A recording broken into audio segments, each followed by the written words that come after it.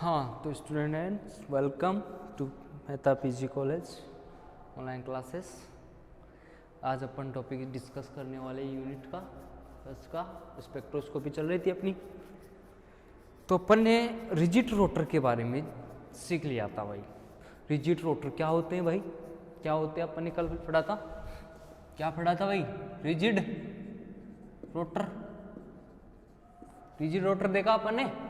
और rigid rotor क्या होते हैं? कोई भी डायटोमिक मॉलिक्यूल होता है, कोई भी डायटोमिक मॉलिक्यूल्स होता है M1 और M2 मास वाला, यानी कि मास वाला। ये इसका क्या होता है? Gravity of centre, centre of gravity.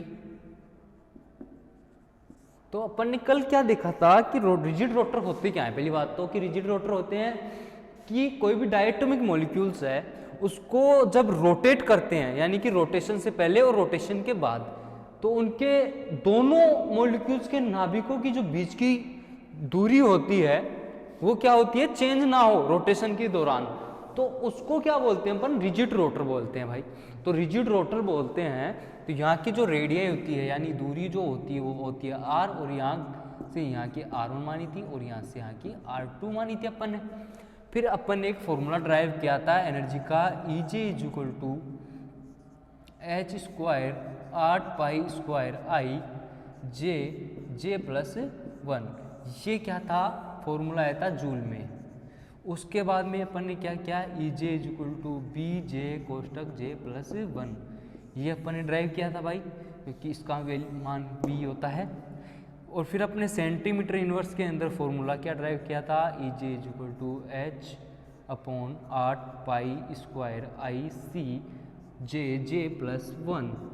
ये क्या था भाई? सेंटीमीटर में इनवर्स में फॉर्मूला ड्राइव किया था अपन ने।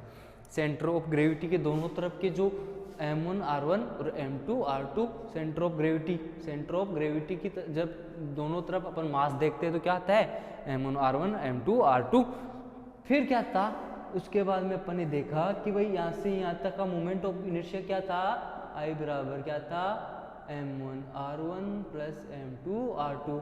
फिर अपना मोमेंट ऑफ इनर्शिया क्या आया? म्यू अपॉन R स्क्वायर आता है, म्यू अपॉन R स्क्वायर आया था। तो उसके बाद अपन ने ये चीज़ ड्राइव की थी। अब मैं आज इसमें आगे बात करता हूँ। अगर एनर्जी का फॉर्मूला ये है तो अपन को पता है डीजेनरेसी का फॉर्मूला क्या हुआ? डीजेनरेसी, अगर अपन इसका डीजेनरेसी का फॉर्मूला देखेंगे तो डीजेनरेसी का फॉर्मूला होगा जीजे is equal to 2J plus 1। ये होता है भाई इसका डीजेनरेसी का फॉर्मूला। अब मैं बात करता हूँ एनर्जी लेवल्स की। अगर मैं यहाँ पे एनर्जी लेवल्स अगर बनाता हूँ, एनर्जी लेवल अगर मैं यहाँ पे बनाता हूँ तो कैसे बनाएंगे अपन? ठीक है भाई। अगर मैं J बराबर 0 लूँ, J बराबर 1 लूँ, J बराबर 2 लूँ, J बराबर 3, J बराबर 4। अगर मैं यहाँ पे देखो अपन क्या करेंगे,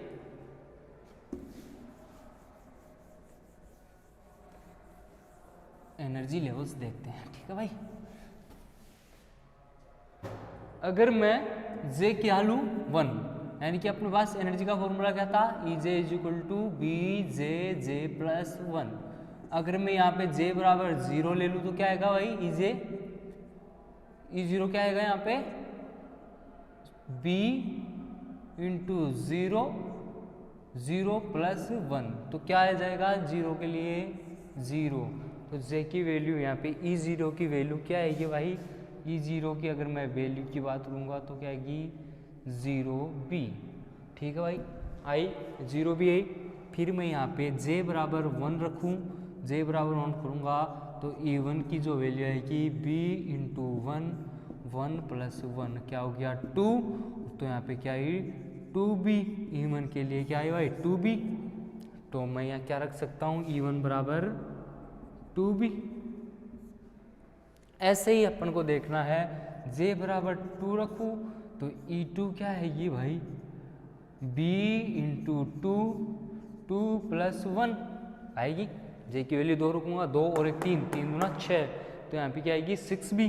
यानी E2 की मैं बात करता हूँ तो क्या आएगी? 6B। तो ऐसे अपन एनर्जी लेवल्स की क्या करेंगे? एनर्जी कैलकुलेट कर लेंगे, तो 6bi। अब नेक्स्ट 3 रखूँगा मैं, क्या 3 रखो, और यहाँ 3, 3 और 1 4, 4 तिया 12, 12 भी। E3 के लिए क्या रखूँगा भाई, 12b। और E4 के लिए क्या रखूँगा भाई, क्या रखूँगा, 4 1 5, 5 चौक 20, यानी कि 20b, 20b आ रहा है भाई। तो ये क्या हुए, एनर्जी लेवल्स हो गए। तो अब इनके बीच की जो एनर्जी गैप है वो देखो, यहाँ पे कितना आ रहा है भाई, कितना आ रहा है, 2b का गैप आ रहा है। यहाँ पे कितना का आ रहा है, 6 में से 2 गए तो 4b। यहाँ पे कितना आ रहा है, 6b। और यहाँ पे कितना आ रहा है भाई, 12b, सॉरी 12 तो ना आएगा, 8b, ये आएगा। तो एनर्जी का डिफरेंस कितने का आ रहा है भाई, 2 4 6 8 10, यानी कि 2 के साथ स्पेसिंग कितनी बढ़ रही है भाई, एनर्जी लेवल्स की स्पेसिंग बढ़ रही है कितने से, 2 से, यहाँ पे 2 से, यहाँ पे 4 से, यहाँ पे 6। तो डिफरेंस कितने का हो रहा है इनमें, 2 का। तो in case of rigid rotor लिखेंगे अपन, in case of rigid rotor, in case of rigid rotor spacing between conjugative adjacent energy level increases with increase in the value of j, value of j. मतलब क्या होता है, adjacent की spacing बढ़ती है तो इंक्रीज क्या होती है, जे की वैल्यू भी इंक्रीज होती है। ये बात अपन ने जानी है।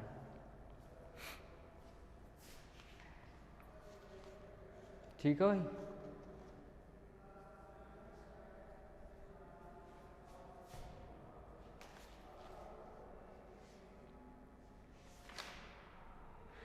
नेक्स्ट अपन बात करते हैं रिजिड रोटर के रोटेशन की, रिजिड रोटर में सिलेक्शन रूल की। ठीक है भाई, रिजिड रोटर में सिलेक्शन रूल।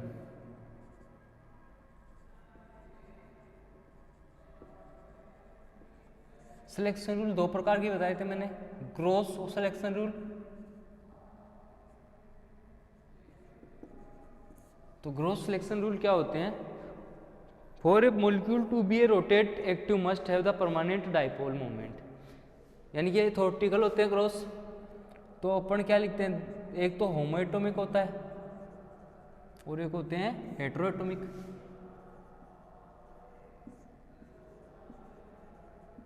होमो में कौन से आते हैं भाई, HCl, वो होमो में कौन से आएंगे, H2, सॉरी यहाँ पे होमो है ना, ये बोलो होमो, तो यहाँ पे क्या आएगा, होमो एटॉमिक्स में H2O2, H2O2, C2N2, CH4, C2N2, CH4, और भी एग्जांपल्स होते हैं, SF6PCl5, SF6PCl5। ये कैसे होते हैं भाई, इनएक्टिव मॉलिक्यूल्स। यानी इनएक्टिव कैसे, क्योंकि इनमें सराउंडिंग एटम जिनमें सेम होता है ना, उनका डाइपोल मोमेंट क्या होता है, डाइपोल मोमेंट क्या होता है, 0।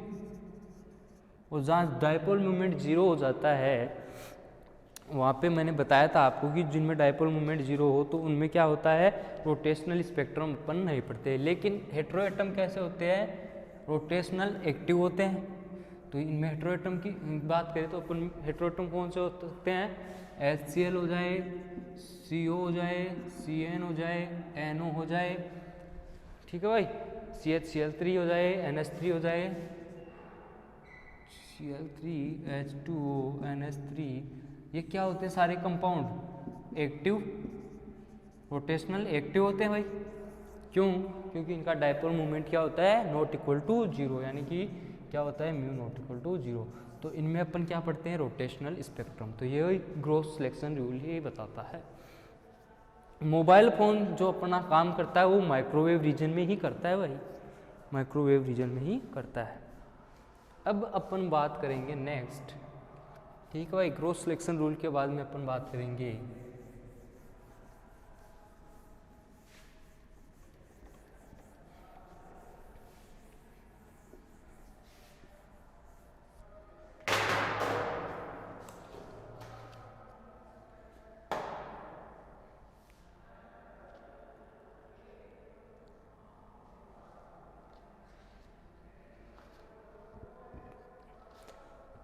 दूसरा था स्पेसिफिक सिलेक्शन रूल।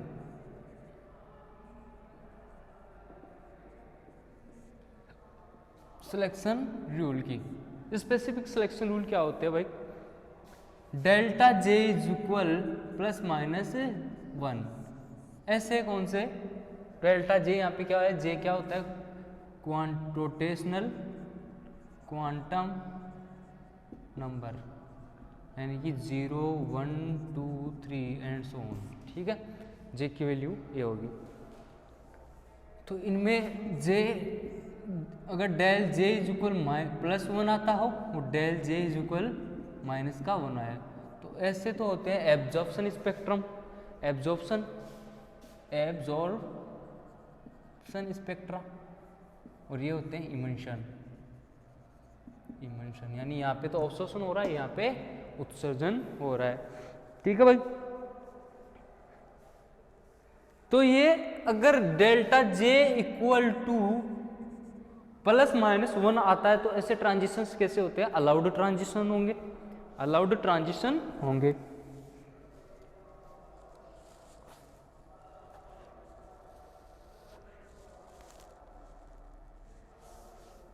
ठीक है भाई, तो आगे क्या लिखोगे आप? द ट्रांजिशन एनर्जी और position of line signal rotational. तो अपन जब इनमें डिफरेंस देखेंगे क्या भाई? फर्स्ट लाइन के लिए, फर्स्ट रोटेशन लाइन की बात करेंगे अपन यहाँ से यहाँ तक की। तो फर्स्ट रोटेशन लाइन की अगर मैं बात करूँगा तो वो होगी जे से j is equal 0 to j is equal 1 तक। ठीक है, तो जे इज इक्वल टू, तो अपन जब इनकी एनर्जी निकालेंगे del E is equal E1 minus E0, है ना? तो अपन को पता है फॉर्मूला क्या था? फॉर्मूला अपना था del E is equal E J is equal to B J plus 1, ये था भाई। तो अगर मैं यहाँ पे E1 की बात करूँगा तो अपन ने निकाला था E1 क्या था? 2b में से 0 भी जाएगा तो क्या आएगा भाई? 2b ही आएगा, 2b आएगा तभी तो निकला ना ये, तभी तो ये निकले थे। तो अब मैं बात करूँगा यहाँ पे E1 की, तो E1 क्या था? E1 क्या था? b into 1 plus 1 minus b into 0 plus 1। तो यहाँ पे क्या आएगा? 2b माइनस 0b, तो क्या होगा? 2b का डिफरेंस आएगा। तो ये 2b का डिफरेंस आया। बात करता हूँ सेकंड रोटेशन लाइन की। बात करें अपन सिलेक्शन रूल में सेकंड रोटेशन लाइन, और ये कैसे निकली ये भी तो देखना जरूरी है ना भाई। तो अगर मैं बात करूँ j बराबर 1 2 j बराबर 2 की, तो j बराबर डेल ई बराबर E2 माइनस E1, और E2 की वैल्यू क्या है? 2b, और E2 की 6b minus 2b, 6b minus 2b, तो क्या आएगी भाई? 4b। फिर करें थर्ड लाइन के लिए, थर्ड रोटेशनल लाइन की बात करूँ मैं तो क्या आएगी? j बराबर 2 से j बराबर 3 की, तो डेल एनर्जी का क्या होगा? 3 यानी कि 12, यानी E3 माइनस E2, तो क्या होगा? 12b माइनस 6b, तो यहाँ पे डिफरेंस कितना आएगा? 6b। तो ऐसे अपन को 4 के लिए भी कैलकुलेट कर लेनी है, फर्स्ट के लिए कर लिए, सेकंड के लिए ये, थर्ड के लिए ये, तो ऐसे अपन को कैलकुलेट करनी है भाई। ठीक है, तो अब मेरे को आप एक बात बताइए, जब स्पेक्ट्रा आता है लाइंस का तो कैसा आएगा भाई? कैसा आएगा? जब अपन स्पेक्ट्रा देखेंगे तो कैसा आएगा? तो अपन क्या लिखेंगे यहाँ पे आगे? क्या लिखोगे आप आगे? Rotational spectra of rigid rotor, यानी रिजिड रोटेशनल क्या होगा? Spectra of rigid rotor. तो यहाँ पे क्या होगा? Spectra of rigid rotor energy level लिखोगे आप, energy level are not equally spaced but lines are equally spaced. यानी कि मैं क्या करूँगा भाई, ये कोई स्पेक्ट्रा आया अपने पास, स्पेक्ट्रा आया, क्या आया स्पेक्ट्रा, ये आया। अब मेरे को आप बताओ, यहाँ पे 2b, फिर यहाँ पे आया था 6b, यहाँ पे 6b, 4b, 6b, ये है ना। तो यहाँ पे तो आया अपने पास 2b, फिर आया 4b, फिर आया 6b, फिर आया 8b, फिर आया ये और ये ऐसे। तो अगर मैं स्पेक्ट्रा की जब बात करूँगा तो क्या आया भाई, 2b, 4b, 6b, 8b, 8b के बाद में 10b भी आया था कि भाई, 10b, 12b, ये आया 10b, 12b और आगे जो भी होगा, ठीक है भाई 14b। ये क्या आया, तो इसमें अपन ने क्या लिखा था, एनर्जी लेवल, ये एनर्जी लेवल 2, 4, 6, 8, 12 ये थे। तो अपन ने देखा था energy level are not equally spaced, energy level तो क्या थे, इक्वली स्पेस्ड नहीं थे, लेकिन लाइंस क्या है, इक्वली स्पेस। देख लो लाइंस के बीच में डिफरेंस कितने का आ रहा है भाई, 2b का आ रहा है, कोई सी में भी देख लो। तो 2b का डिफरेंस आने की वजह से क्या हुआ कि जो एनर्जी लेवल्स का क्या हुआ, एनर्जी लेवल्स तो सेम नहीं थे। अरे जो अपन ने एनर्जी लेवल्स जो निकाले थे ये इक्वली स्पेस थोड़े ना थे, यहाँ पे 0 भी, 2b था, फिर 6 भी था, फिर यहाँ पे 12 भी आया था, यानी तो ये तो इक्वली स्पेस्ड नहीं थे भाई एनर्जी। मेरी बात सुन रहे हो आप, ये तो एनर्जी के लेवल्स तो ये इक्वली स्पेस्ड नहीं थे। लेकिन जो लाइनें आई थी अपनी, ये लाइनें जो आई थी ये क्या है, इक्वली स्पेस्ड है, 2b, 6b, 4b, यानी 2 का डिफरेंस आ रहा है भाई, 2 का डिफरेंस आ रहा है। तो यहाँ पे मैं क्या बोल सकता हूं कि energy levels are not equally spaced, energy levels are not equally spaced but lines are equally spaced. लिख सकते हैं भाई, ये बात अपन लिख सकते हैं, तो लिख लीजिए आप। नेक्स्ट लाइन में लिखेंगे द रोटेशनल लाइन या spectral line in rigid rotor, the spectral line या rotational line in rigid rotor are equally spaced and successive line, ये वाली एनर्जी लेवल्स तो इक्वली स्प्लिट वो नहीं थे स्पेस्ड, लेकिन लाइंस क्या थी, इक्वली स्पेस्ड। लेकिन क्या होगा यहाँ पे, लेकिन एनर्जी ये successive line are separated by 2b, successive line are separated by 2b, यानी 2b से क्या होगी, ये लाइनें सेपरेटेड होगी। तो मैं क्या बोल सकता हूं भाई बच्चों, क्या बोल सकता हूं, the energy gap between rotational line, the energy gap between rotational energy levels, the energy gap between rotational energy level increased with energy with, क्या लिखोगे, the energy gap between rotational line, rotational energy levels, sorry एक बार दोबारा सुनना, the energy gap between rotational energy level, जो energy gap का जो rotational level है वो इंक्रीज होगा विथ इंक्रीज जे, तो जे भी क्या होगा, इंक्रीज होगा। ठीक है भाई। नेक्स्ट लाइन में क्या लिखोगे, नेक्स्ट लाइन में क्या लिखेंगे अपन, the ground state, the ground state energy, the ground state energy of rigid rotor, the ground state energy of rigid rotor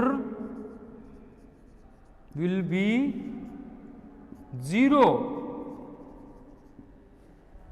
अगर ग्राउंड स्टेट की एनर्जी अपन को पता है क्या थी 0, तो उसको क्या बोलते हैं अपन, उसको क्या बोलेंगे 0 पॉइंट एनर्जी। तो यहां लिखेंगे the ground state of rigid rotor, the ground state energy of rigid rotor will be 0 known as 0 point energy. ये बात इंपॉर्टेंट है भाई, क्वेश्चन आ जाता है यहां से। The ground state energy of rigid rotor will be 0 known as 0 point energy. तो इससे अपना 0 पॉइंट एनर्जी, यानी कि ये वाली ग्राउंड स्टेट एनर्जी थी भाई, तो ये वाली क्या होती है 0 टू बी 0 भी होती है। तो ये क्या होता है, ग्राउंड स्टेट की एनर्जी क्या होती है 0 होती है, तो उसको रिजिड रोटर में 0 पॉइंट एनर्जी के नाम से जाना जाता है।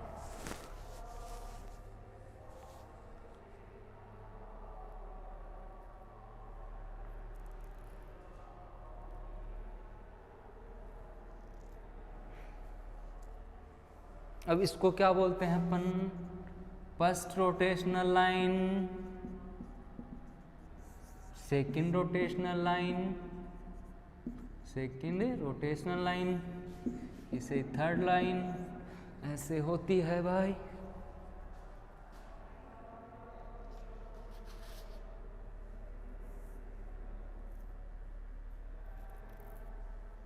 अब नेक्स्ट क्या लिखोगे आप यहाँ पे, नेक्स्ट क्या लिखोगे यहाँ पे 0 पॉइंट एनर्जी के बाद में कि the transition energy for the two different, the transition energy of two different transition are को रिलेटेड।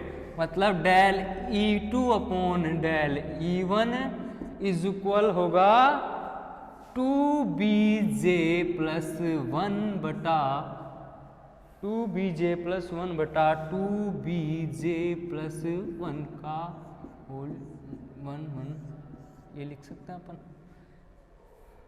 तो यहाँ पे क्या होगा यहाँ पे क्या होगा J plus 1 Z2 plus 1 J1 plus 1 ये लिख सकता हूँ मैं, ठीक है भाई। ऐसे लिख सकते हैं M2 प्लस M1, ये क्या होती है M2 प्लस M1, ये क्या हुआ दो ट्रांजिशन एनर्जी लेवल के बीच ट्रांजिशन को कोरिलेट किया गया है यहाँ पे, ठीक है भाई। ये अपना सिलेक्शन रूल खत्म होता है यहाँ पे।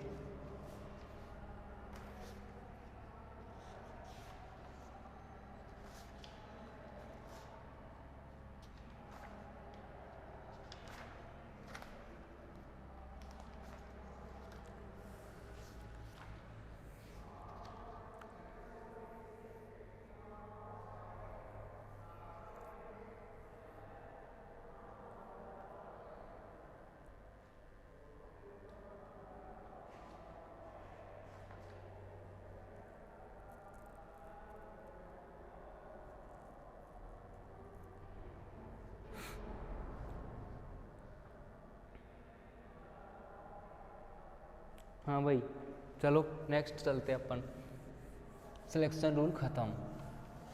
अब अपन बात करते हैं यहाँ पे, नेक्स्ट टॉपिक है अपना, इसी में नेक्स्ट टॉपिक जो है वो होगा अपना, ठीक है भाई।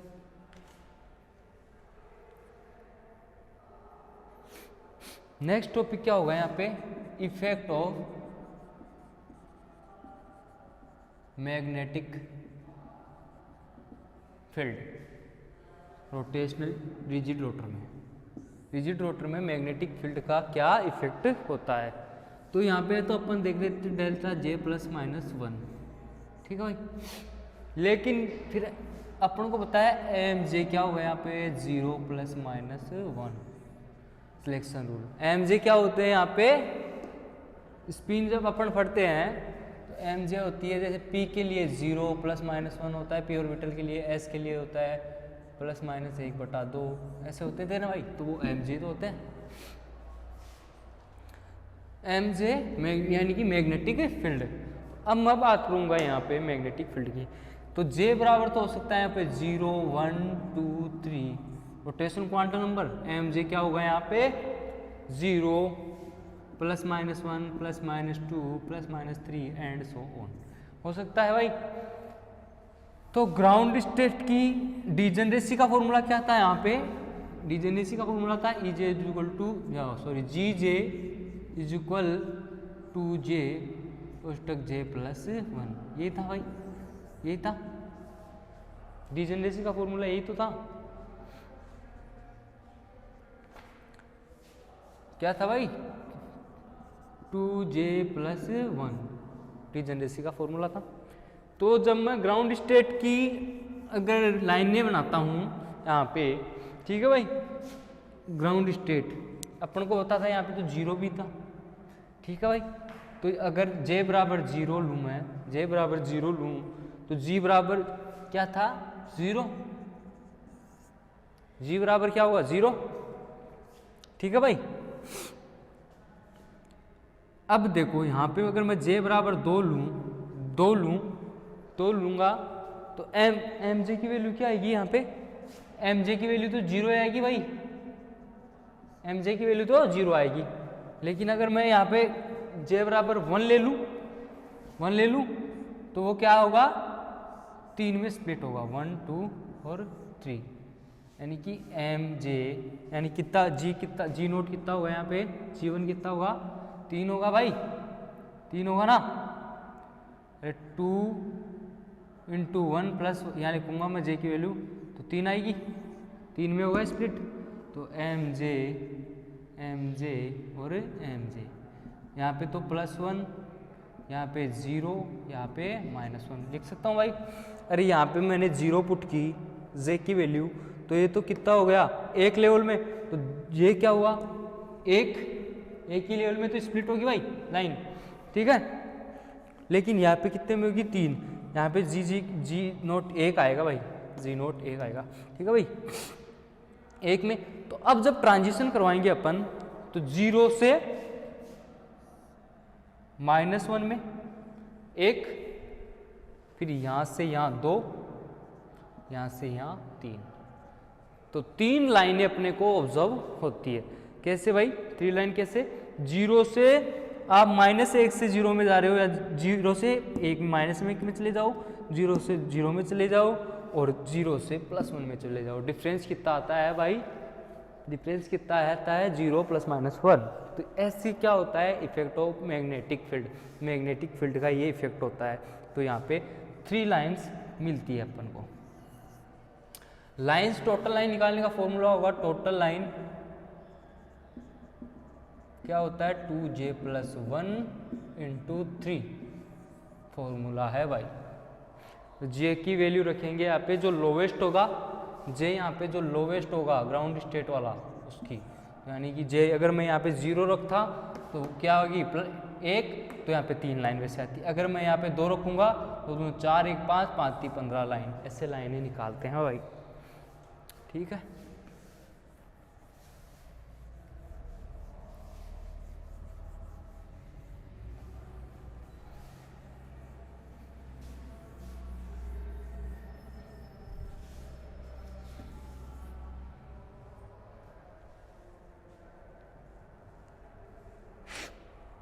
नेक्स्ट टॉपिक है अपना आइसोटोपिक इफेक्ट।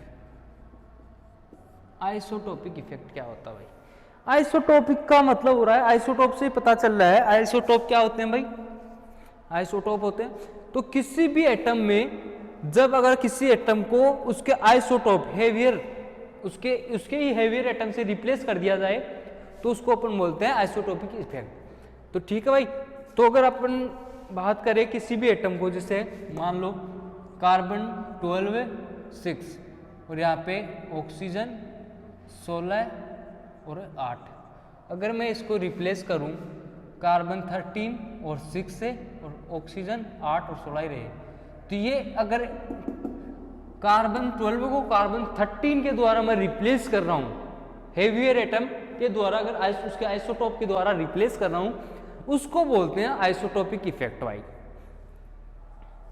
तो उससे क्या होता है, उससे क्या होगा भाई, अगर किसी भी आइसोटोप के द्वारा रिप्लेस करूंगा तो मैं उसका जो रिड्यूस मास है और मूवमेंट ऑफ इनर्शिया वो क्या होगा, इंक्रीज हो जाएगा, इंक्रीज होगा भाई। अरे मास अपन म्यू निकाले इनका m1 और m2, m1 plus m2, reduce mass निकाले और I बराबर म्यू आर स्क्वायर। तो जब रिड्यूस मास तो इसका क्या था, कैसा होता है भाई, एज वेल एज वैसा का वैसा रहता है, लेकिन इसका मूवमेंट ऑफ इनर्शिया क्या हो जाता है, इंक्रीज हो जाता है, बढ़ जाता है भाई उसके बाद। ठीक है, अब देखते हैं अपन कैसे। तो अगर इसमें लिखना चाहो आप तो क्या लिखोगे, लिखना चाहोगे तो क्या लिखोगे भाई नोट्स में, if an atom of A diatomic molecule, if an atom of A diatomic molecule replaced by their heavier isotope, then the reduced mass as well as, then the reduced mass as well as and moment of inertia, reduced mass as well as moment of inertia of the molecule, moment of the inertia of the molecule increases due to this the value of rotational constant, due to the value of rotational constant and the corresponding energy of rotational level, a transition energy decreases, energy of rotational level और transition energy decreases, उसकी transition energy क्या होगी भाई, decrease हो जाएगी। आगे लिखो, due to isotope effect, due to isotope effect the change in bond length, change in bond length is negligible and we neglected it, we neglected it sake of interest, यानी कि क्या होगा भाई, E डायरेक्टली प्रोपोर्शनल B, अपन को पता है energy direct proportional magnetic field upon I, moment of inertia 1 upon mu के। ठीक है भाई, अब इसमें अपन को पता है कि मूवमेंट ऑफ इनर्शिया और रिड्यूस मास क्या होगा, चेंज होगा, इंक्रीज होगा, तो एनर्जी क्या होगी उसकी, डिक्रीज, और मैग्नेटिक फील्ड डिक्रीज। तो अगर मैं बताना चाहूँ तो आपको क्या बताऊंगा भाई, आइसोटोप इफेक्ट के मतलब कोई HCl था, ठीक है, और DCl, H को मैं D के द्वारा रिप्लेस कर रहा हूँ यहाँ पे। ठीक है भाई, D के द्वारा क्या कर रहा हूँ, रिप्लेस। इनकी रेडियाई तो क्या है, R ही है दोनों की। ठीक है, आइसोटोप इफेक्ट को समझेंगे अपन।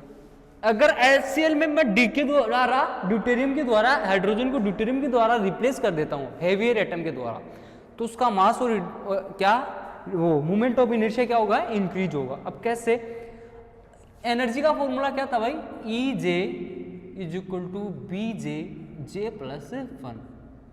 इसके लिए क्या होगा, E dash J B J J plus 1 मान लिया अपन ने। ठीक है भाई, इतनी बात ठीक है। अपन को पता है कि B बराबर क्या होता है, H square 8 pi square I था ना, B बराबर, सही बात है। और यहाँ पे क्या ले लूँ मैं, बी डैश से H square upon 8 pi square I ले लूँ, पता है अपन को इतनी बात। तो अपन को पता है B क्या है, अपन ने भी एक फॉर्मूला का E proportional direct B upon 1 upon mu 1 upon I, ये था भाई।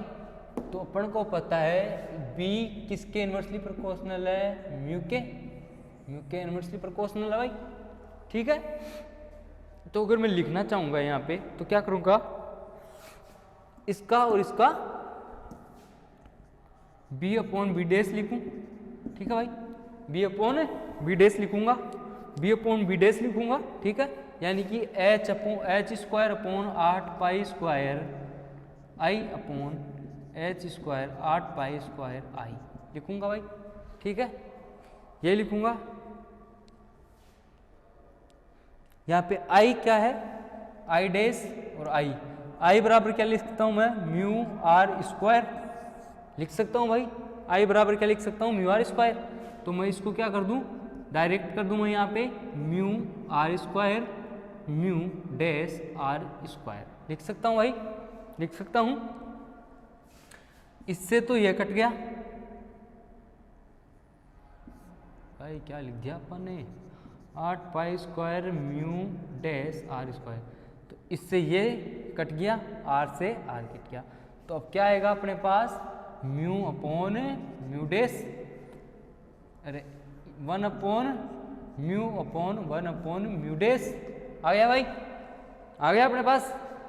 तो मैं इसको क्या लिख सकता हूँ direct, B upon B dash, ये ऊपर चला जाएगा ये नीचे रह जाएगा, तो म्यू डैश अपॉन म्यू, ये क्या होगा, आइसोटोप इफेक्ट का फॉर्मूला होगा, आइसोटोप इफेक्ट कैलकुलेट करने का। अब यहाँ से क्या करेंगे अपन, यहाँ से क्या कर सकते हैं भाई, इस समीकरण आइसोटोप से निकाल सकते हैं, म्यू डैश DCl का और म्यू HCl का रिड्यूस मास कैलकुलेट कर सकते हैं अपन यहाँ से, B upon B dash, mu dash किसका, DCl का, तो अपन म्यू डैश अपॉन म्यू करें, मेरे को बताओ रे म्यू डैश कैसे निकालेंगे अपन, m1 plus m1 into m2 m1 plus m2, इस फॉर्मूले से अपन इसका मास कैलकुलेट कर लेंगे और इसका मास कैलकुलेट कर लेंगे। और इसका मास कैसे, यहाँ पे क्या करोगे आप, ड्यूटेरियम का m1, ड्यूटेरियम का मास 2, क्लोरीन का 35, 2 इंटू 35 बटे 2 प्लस 35, ऐसे करके क्या करेंगे, यहाँ पे इसका मास और इसका मास कैलकुलेट करके ऐसे अपन क्या निकालेंगे भाई, आइसोटोपिक इफेक्ट देख लेंगे।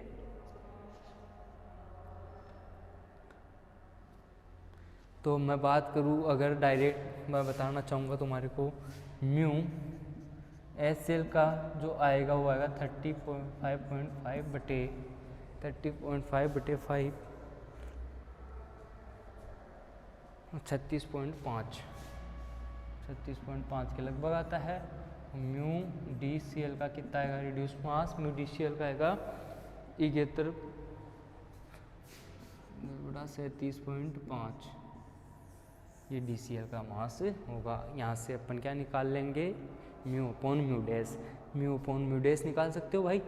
अरे अपन यहाँ पे इसको वैल्यू पुट कर दें, यहाँ पे क्या करूँगा मैं, म्यू डैश यानी 37.5 बटा 35.5 36.5, इसको सॉल्व कर लेंगे, ये रिड्यूस मास आ जाएगा b बराबर b1 के, क्या आ जाएगा b बराबर b1 के, इसकी वैल्यू आ जाएगी और ये लगभग आएगा आपका 1 अपॉन 1.94 के लगभग इसका मास आएगा। ठीक है भाई, ठीक है, ये आएगा।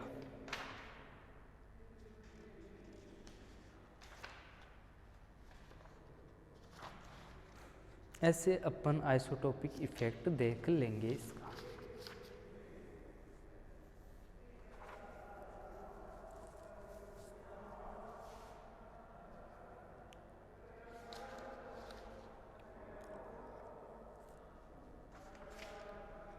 हाँ भाई, आइसोटोपिक इफेक्ट की बात अपन ने की है रिजिड रोटर में।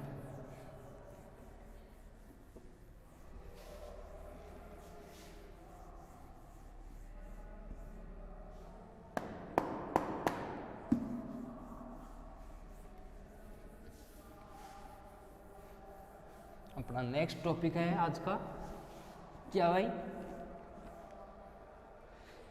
नेक्स्ट टॉपिक रहेगा intensity of rotational line, intensity of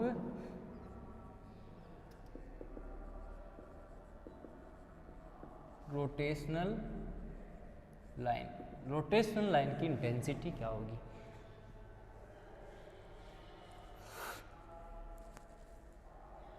rotational of intensity क्या होगी भाई? रोटेशनल ऑफ इंटेंसिटी जो होगी वो प्रोबेबिलिटी के क्या होगी? डायरेक्टली प्रोपोर्शनल होगी, डायरेक्टली प्रोपोर्शनल जो कि डीजनरेसी पे डिपेंड करेगी। अब डायरेक्टली प्रोपोर्शनल कैसे भाई? डायरेक्टली प्रोपोर्शनल कैसे? जब इंटेंसिटी बढ़ती है ना तो प्रोबेबिलिटी क्या होगी? उसकी इंक्रीज होगी। प्रोबेबिलिटी इंक्रीज होगी तो उसमें पता है अपन को डीजनरेसी क्या होगी? इंक्रीज होगी।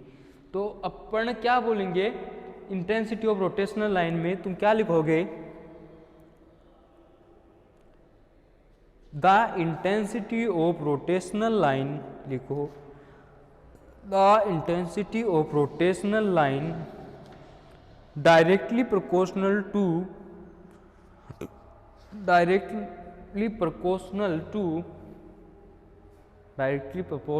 To transition probability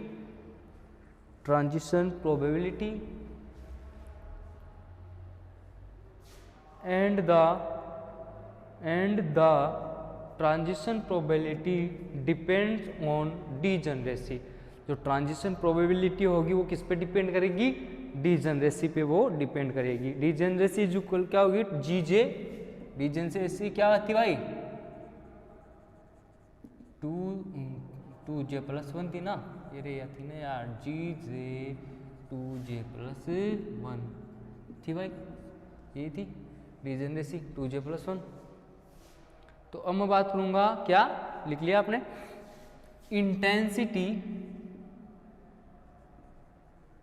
intensity directly proportional जो होगी वो होगी जीजे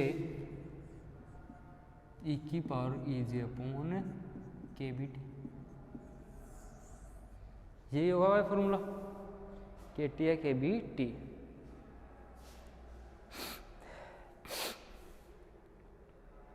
ये क्या होता है? बोल्ट्जमान पॉपुलेशन, बोल्ट्जमान पॉपुलेशन का फॉर्मूला होता है। आगे क्या करेंगे? द रिलेटिव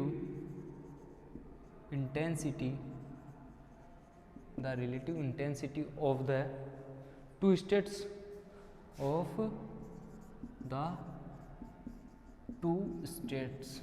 कैसे? मैंने कल बताया था एक आपको, पॉपुलेशन रेशियो निकालते अपन। पॉपुलेशन रेशियो ग्राउंड स्टेट का N0 और NJ मान लिया अपन, ठीक है भाई?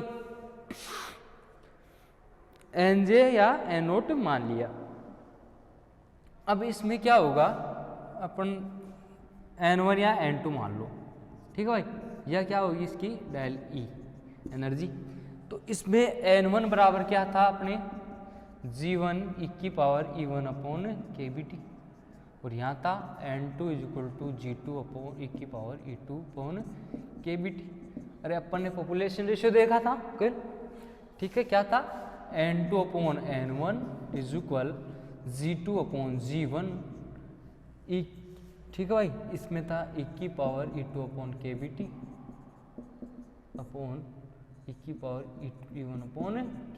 ये था। फिर अपन ने लिखा N0/N1 = GJ, इसको GJ लिखा था e⁻⁰kBT। तो N2/N1 क्या आया? GJ e⁻⁰kBT। यही आया था भाई पॉपुलेशन रेशियो, यही आया था भाई। यानी कि ग्राउंड स्टेट की एनर्जी और एक्साइटेड स्टेट की एनर्जी का पॉपुलेशन रेशियो, यानी कि यहाँ का पॉपुलेशन ऊपर का पॉपुलेशन का रेशियो देखा था अपन ने, ठीक है भाई? यही था। ऐसे लिख सकते हैं अपन इसको, पॉपुलेशन रेशियो। तो जो ये अपन ग्राफ प्लॉट करते हैं इनमें किस में भाई? एन जे और जे में, एन जे या एन, इसको अपन क्या बोले थे,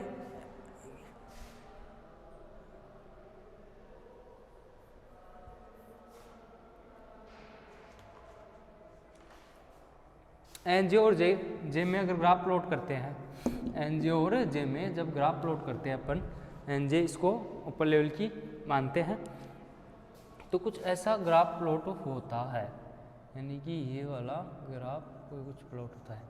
इस वैल्यू को बोलते हैं जे मैक्स, जे मैक्स बोलते हैं, जे मैक्सिमम, जे की मैक्सिमम वैल्यू। ठीक है भाई, यहाँ से यहाँ तक की डिफरेंस को क्या बोलेंगे, एन नोट।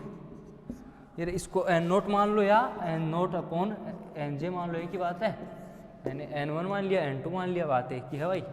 ठीक है, एन जे और, तो ये वाला डिफरेंस क्या होगा, इंटरसेप्ट कितना आया इसमें, एन नोट, एन नोट आता है भाई। अरे भाई जब इसको मैं इधर ले जाऊंगा तो y बराबर एम एक्स प्लस सी का जब फॉर्मूला लगाऊंगा मैं, तो जी जे और ई एन टू के बीच में जब ग्राफ प्लॉट करते हैं, तो ये वाला जो स्पेक्ट्रा मिलता है, इसको ये हायर वैल्यू जो होती है इसको जे मैक्स बोलते हैं, जे मैक्सिमम बोलते हैं भाई। ठीक है भाई, तो अपन क्या लिखेंगे इसमें, लिखना चाहो आगे तो क्या लिखेंगे, but in the ground state, but in the rotational spectroscopy the relative intensity of J level to ground level. ये कौन सी इंटेंसिटी होगी, J level to ground state level, यानी कि अपर लेवल और लोअर, यानी ग्राउंड स्टेट की energy, और इसके रिलेटिव क्या था, ग्राउंड स्टेट की एनर्जी थी। तो अपन फर्स्ट इंक्रीज करते हैं, जे वैल्यू इंक्रीज होती है, मैक्सिमम के बाद डिक्रीज हो जाती है, यानी कि एक टाइम के बाद में वापस क्या हो जाती है भाई, डिक्रीज हो जाती है। ठीक है भाई, ठीक है। तो नेक्स्ट मैं आगे इसमें जब लिखना चाहूँगा तो क्या लिखूँगा भाई, क्या लिखूँगा,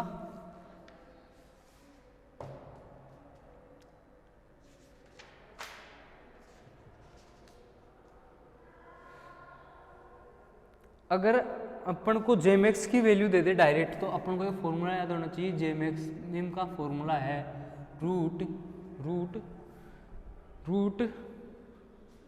के T k B T upon 2 beta h c minus 1/2।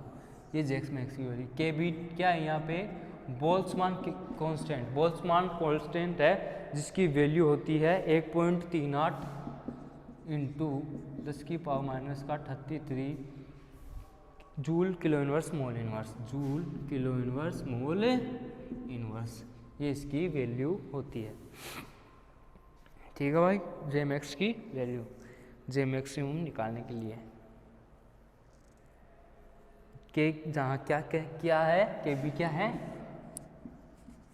Boltzmann constant, Boltzmann constant है भाई।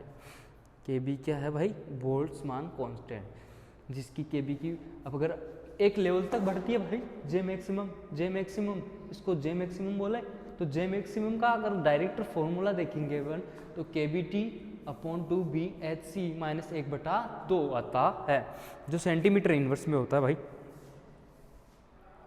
ठीक है भाई, किसमें होता है, सेंटीमीटर इनवर्स में होता है।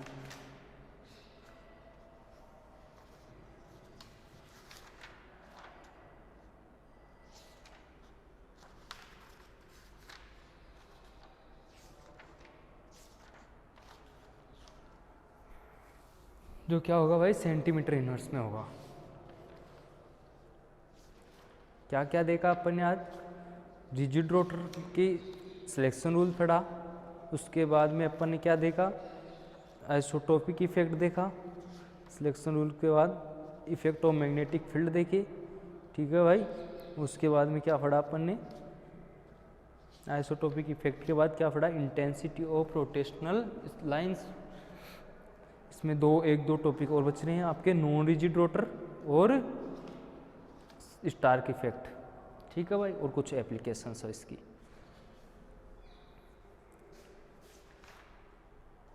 आगे इसमें एक चीज और देखो आप,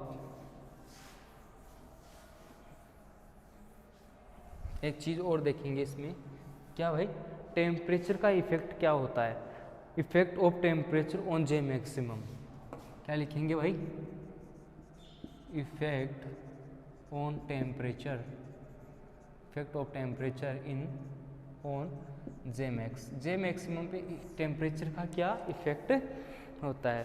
तो जे मैक्सिमम का अगर बात करूँ मैं, यहाँ पे जो फ्लोट बनाते हैं अपन, ठीक है भाई, किस किस के बीच में, जे और ये जे हो गया और ये यू जे, ठीक है भाई। तो ये जे मैक्सिमम का जब अपन ग्राफ बनाते हैं अपन, तो अपन को पता है एक फॉर्मूला आया था अपने पास, N J is equal to N naught, है ना, ठीक है भाई, N note upon N J, G J ई की power K B T del E upon के बी टी, ठीक है भाई, ये आया था, ये फॉर्मूला आया था अपने पास। तो मैं इसको और कैसे लिख सकता हूँ, एन जे एन नोट, जी जे बराबर क्या था भाई, जी जे बराबर 2j+1 था, 2j+1, यहाँ पे मैं 2j+1 लिख सकता हूँ, ठीक है। ई की पावर क्या लिख सकता हूँ, डेल ई की क्या होती है भाई, डेल ई एनर्जी का फॉर्मूला क्या था अपना, डेल ई बराबर क्या होता है, 2bj j+1, bj+1, यही था। तो मैं यहाँ पुट कर दूँ bj+1 डिवाइड बाई के बी टी, ये फॉर्मूला बन सकता है भाई, बन सकता है। तो अगर टेम्परेचर अगर मैं इंक्रीज करता हूँ, क्या टेम्परेचर अगर इंक्रीज करता हूँ, अगर मैं यहाँ पे टेम्परेचर, ये टेम्परेचर अगर मैं बढ़ाता हूँ तो क्या होता है भाई, टेम्परेचर अगर मैं इंक्रीज करता हूँ तो bj, अगर मैंने यहाँ पे टेम्परेचर क्या किया, इस वाले फॉर्मूले के लिए इंक्रीज किया, ये इंक्रीज करा, तो क्या हुआ, bj+1 डिवाइड बाई bj+1 के बी टी, ये पूरा क्या होता है भाई, डिक्रीज होता है कि नहीं होता, होता है भाई, होता है ना, डिक्रीज होता है। तो अगर मैं यहाँ पे अगर T1 T2 और T3, T1 T2 और T3 की अगर बात करता हूँ टेम्परेचर के लिए, T1 T2 T3 की, तो यहाँ पे जो ऑर्डर आएगा वो आएगा T1 greater than T2 greater than T3, यानी कि टेम्परेचर का ऑर्डर क्या आएगा भाई, ये ऑर्डर आएगा। तो ऐसे यहाँ पे जे मैक्सिमम को टेम्परेचर इफेक्ट करता है, यानी कि ये अपन ने फॉर्मूला देखा पॉपुलेशन का फॉर्मूला देखा भाई, एन जे बराबर एन नोट जी जे ई की power e del E upon के बी टी, डेल ई की वैल्यू क्या होती है, bj+1, रोटेशनल स्पेक्ट्रा में देखा अपन ने एनर्जी का फॉर्मूला। यहाँ पे जी जे क्या था, जी जे क्या हुआ 2j+1, तो मैंने वैल्यू पुट की 2j+1 ई की पावर bj+1 के बी टी। तो मैंने जब टेम्परेचर इंक्रीज किया, टेम्परेचर को मैंने बढ़ाया, तो क्या हुआ, ये वाली पूरी वैल्यू क्या हो गई भाई, इनवर्स में है तो जीरो, सॉरी क्या टेम्परेचर क्या हुआ, डिक्रीज हुआ। अरे ये टेम्परेचर मैंने बढ़ाया तो ये वाली वैल्यू क्या हुई, सारी डिक्रीज हुई। तो जे मैक्सिमम की वैल्यू जब मैंने देखी टेम्परेचर की, जे मैक्स देखा मैंने, तो यहाँ पे अगर टेम्परेचर बढ़ा तो जे मैक्स क्या हुआ, डिक्रीज हुआ। तो भाई जे मैक्स यानी इस वाली ग्राफ के लिए T1 T2 T3 के लिए इधर से इधर चल रहा हूँ, जे क्या हो रहा है, बढ़ रहा है, तो यहाँ पे T1 का जे सबसे ज़्यादा होगा मैक्स, फिर इसका, फिर इसका, तो ऐसे इसका टेम्परेचर का इफेक्ट काम में करता है। भाई ये क्या हुआ, इफेक्ट ऑन टेम्परेचर, टेम्परेचर का इफेक्ट काम करता है ऑन जे मैक्सिमम, यानी जे मैक्सिमम पे। ठीक है भाई, तो आज अपन ने क्या क्या देखा भाई, क्या क्या देखा भाई, आज अपन ने क्या क्या देखा, आज अपन ने देखा रोटेशनल के अंदर क्या देखा भाई, रोटेशनल स्पेक्ट्रोस्कोपी अपन ने क्या देखा, पहला रोटेशन में रिजिड की बात की कल, उसमें एनर्जी का फॉर्मूला EJ = BJ+1 था। ठीक है भाई, उसके बाद में डिजेनरेसी का DJ बराबर 2J+1 था, 2J+1 था भाई। इसके बाद में अपन ने क्या बात की, सिलेक्शन रूल की बात की, सिलेक्शन रूल के बारे में बात की। दो प्रकार के होते हैं सिलेक्शन रूल, कौन कौन से, स्पेसिफिक सिलेक्शन रूल और gross selection rule. Gross selection rule की बात की मैंने, ठीक है भाई, ये सारी बातें मैंने डिस्कस करी आपसे। तो अब सिलेक्शन रूल के बाद में इंटेंसिटी ऑफ रोटेशनल लाइन पे देखी, उसके बाद में अपन ने क्या देखा भाई, उसके बाद में अपन ने क्या देखा,